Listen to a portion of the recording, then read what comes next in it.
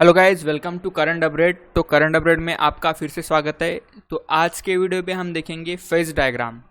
Phase diagram क्या होती है जियोटेक्निकल इंजीनियरिंग में आज हम देखेंगे। तो उससे पहले अगर आप चैनल पर नए हैं तो चैनल को सब्सक्राइब जरूर कर दीजिए। नीचे सब्सक्राइब का बटन होगा, उसको जरूर प्रेस कर दीजिए और साइड में जो बेल आइकॉन है उसको भी प्रेस कर दीजिए। ठीक है, तो चलते हैं अभी फेज डायग्राम की तरफ।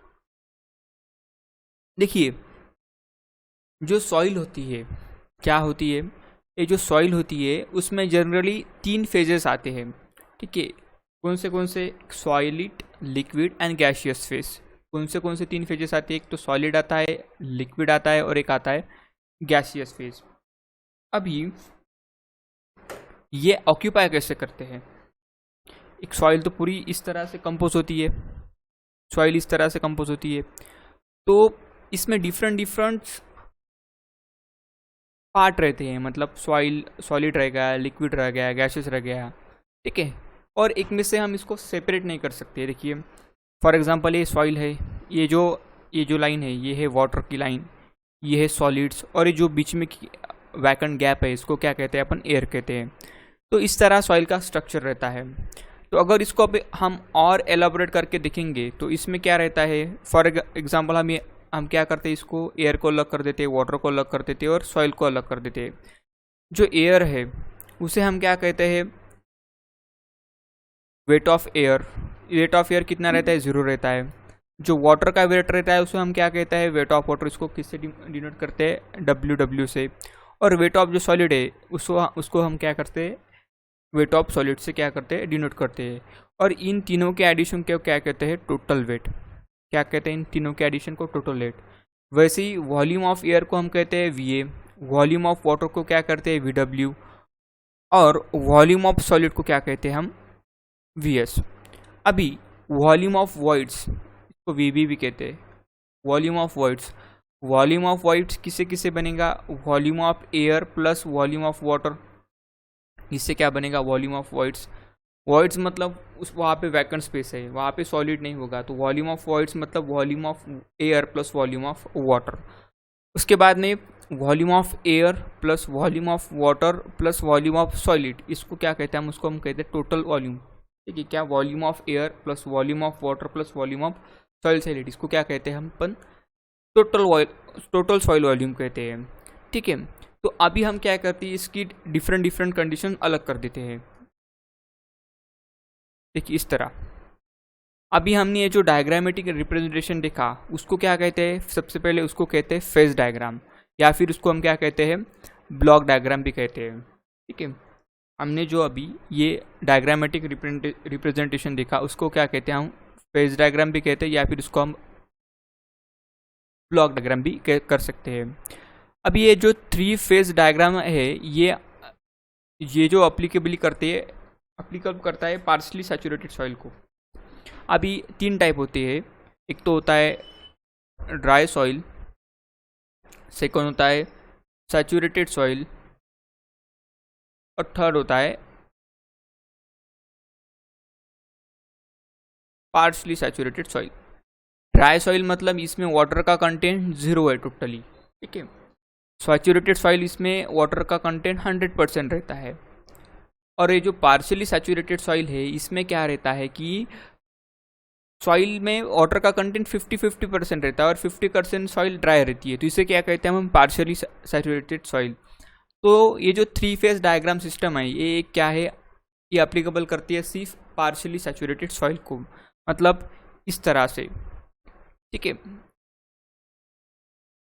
उसके बाद में when the all voids are filled with water the sample becomes saturated and thus the gases phase. मैंने आपको वही बताया कि सॉइल को अगर हम सॉइल की जो वॉइड्स है उसको अगर हम पूरे पानी के साथ भर दे तो वो क्या हो गया सैचुरेटेड। अगर उसको हम गैसेस एयर से भरते तो वो क्या हो गया? ड्राई हो गया। तो इसी तरह ये जो सॉइल की फेज सिस्टम है उसको डिवाइड किया गया है। उसके बाद में इन absent where the oven dry soil sample liquid present is absent। अगर हम सॉइल को ओवन ड्राई करते हैं तो वहाँ से पूरा का पूरा जो एटमॉस्फेयर हो क्या होगा? इवॉल्व हो जाएगा। उसके बाद में Thus, in saturated and in oven dry soil, the 3-phase system reduced to the 2-phase system.